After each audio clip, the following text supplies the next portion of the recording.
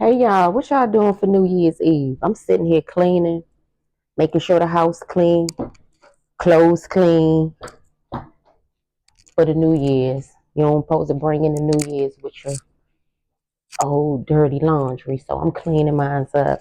But I wanted to talk about um sports betting for women.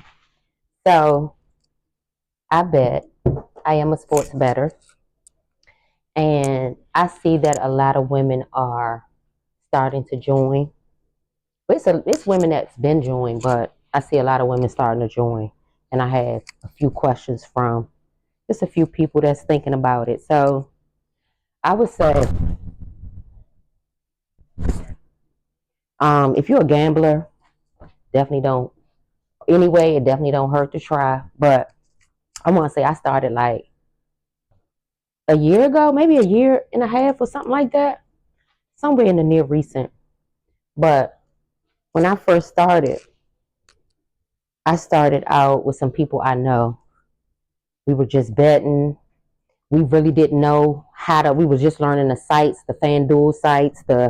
I've betted on FanDuel, UWager, ESPN bets, and at first I was kind of like the bookie. I was putting in the bets for people, right? They'll be like, "Can you put in the bet?" And at this time, where I live, because I'm on the Maryland and DC line, right between, I'm on the DC side, but I'm close to the Maryland line. My FanDuel would always, and ESPN, it would always you had to be in Maryland or something. I don't know if DC had FanDuel at the time. Something was going on. But I would always run up the street on the Maryland side to try to get a bet in. And I would be putting the bets in. Now, mind you, I'm not like a sports junkie girl, so I don't know all what's going on. I know the basics, but I don't know details. Like I don't even know all the players. I'm just probably knowing the popular players or somebody talking about on the news or something, whatever, right? So I'm not like super into it. I'm more so into boxing. Like I can have a true real conversation about boxing, but I wasn't really into and basketball a little bit, but not football at all. So anyway, we doing our betting, and I think at this time is when we first started. I think this was like I want to say basketball season, right? So now, of course, the people who I'm betting with, they guys, so they know what's going on better than I do, right? So we betting, but again, these people are new to betting just as I am. So trying to maneuver and learn how to use the systems like the FanDuels, the UWagers, the ESPN Bet, all of that. And there's plenty more sites, but those are the only three that I've been on. So you trying to figure it out, you trying to maneuver through it. Like I was running around like a crazy person, really, like trying to get the bets in before the game run up the hill. Then you gotta find like when with especially with basketball, you got the assist, you got all of this stuff, right? So anyway, that's how I started, right? So of course, once you start betting and putting your money on it, and a lot of times I'll be putting the bets in for somebody, but whatever they bet, I'm doubling it. I'm putting some money on top of that, cause especially if I've been putting them in and they winning, right? So that's how I started off, and um, I started to learn the players. So even if you're not into it, once you start putting that money on it, you're gonna start looking at them games. You're gonna start asking a bunch of questions. I start even Googling stuff. I needed to know, hold up. I got this man, he's supposed to be making this many assists, this many whatever. I need to be looking at this to see if he making it, right? So that's how I started like getting into it, like more details, right? And then I'm still not a pro, but yeah, so that's kind of how I started getting into it. Then I kind of graduated because as the season falls off, the season goes, then you fall off betting. Maybe you don't want to bet on the other sport. But anyway, I found actually one of my cousins sent me. She knew that I had gotten to the betting, and she had saw on Instagram where somebody was doing like this betting group, right? And I'm sure it's a bunch of them out there, especially people that's good at the sports thing. They'll start these groups up now. But anyway, she sent this. So as I was saying, it's a lot of people that start these betting groups up, especially if you're good into sports. That's a little way to get paid. Another little source of income or whatever. You start these groups because you got people coming to you for bets, right? And especially if you good, and he kind of keep his bets real simple, so he don't really get into the details. And there's so many different betting groups out there. I'm sure everybody does theirs different, but the one that I'm in, he keeps it kind of simple, right? He goes straight to with the teams, right? He money line spread, over, under. He keep it real simple. He ain't going into the players and what they gonna do and if they gonna make these many rebounds or touchdowns or none of that. He ain't going into that, right? And one thing he's big on is no parlays. Now with betting, you can do single bets, you can do live bets, you can do parlay bets. Those are the only bets that I've ever done. I mean, if it's something else out there, then I ain't no pro at it. I'm just giving tips as a woman that's actually doing it. So, um, like I said, his bets are straight to the point. So I joined this group, and he got a special. So when you join these groups, it's a cost, of course, because nobody's giving you bets for free for you to win money, and they're not getting no money off of it. So of course it's gonna cost. So it's about, I think with this particular group, it was like $50 a week or $100 a month. So I went for the first time I went for the month because I was like, that makes more sense, duh. So, and this particular betting group, he prefers that you bet on YouWager, which is a betting site, right? So he so I join him.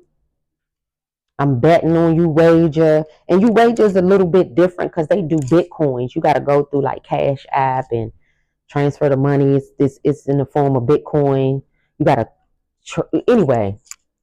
So I'm getting into it now. Again, once you get into it, you're gonna start. If you're not into sports like that and don't already know, or just don't already regularly watch it, or whatever the case, you're gonna get into it. Because anytime you're giving up your money betting on something, you can be like, hold up, let me see if they win this game, or let me see if they, whatever they're doing. So you're going to get into it regardless. So one thing I would say though, one tip, the first tip I would give, first of all, learn how to maneuver on the sites that you're gonna be betting on, because that can be complicated within itself. Because like I said, when I started off, I was kind of like the bookie, and I was putting in bets. So I got to learn how to work the site, right? Because sometimes I'll be running up to the top of that hill. It'd be 30 minutes before the game. And because I'm dealing with people that's just learning themselves, they don't know. So they putting in 18, 20 leg parlays. So I'm trying to figure all this stuff out. And again, too, I'm learning players' names. I'm learning, what they do the most. Because now that I'm playing, I'm starting to look into the stats. I'm starting to look into what they previously done, starting to do my homework a little bit. Okay, if we bet on him, let me see what he been doing. So I know. So as I'm putting these bets in and I'm saying it again, in the beginning, I was kind of putting my money on top of what somebody else had. So as I'm into it now, into my own thing and betting, one thing I would say is, start small, of course. I mean, if you just got it like that to be just betting all over the place and betting large amounts of money and shit like that, then do your thing. But start off small. Like start off small. Like with him, when he say bet a certain way, I bet that way. Now it has been times where I take it and bet and add some stuff to it because I'm being greedy, but that's what gets you. Now I have won a good amount of times, but I have lost a good amount of times too. But with betting, I mean, you ain't got to spend all the money in the world, but you're not going to receive all the money in the world either. So, say for instance, I'll give you an example. Last night, I bet, right?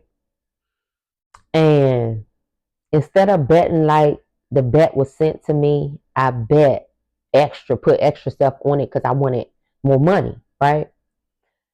And then as long as I've been doing this, I know better. I know better. Take it easy, take it slow, relax. Like that 10, or sometimes you could just bet $10, depending on what site you bet. You To me, you wager is a little bit more complicated because they got like wins and losses. And like your money, like if you bet 25, it depends on the game too though, seriously. Like it depends on the game. So, but I do find you wager a little just more difficult to maneuver through. A little bit, just a little bit.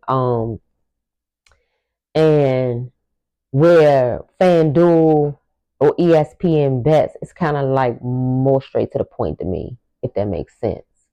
Um, I haven't been on you wager for you know, I haven't bet the full time that I've been doing this, but I do know how to work the site. I do, but I do find it a little bit more difficult than the other sites. But um, it's definitely workable.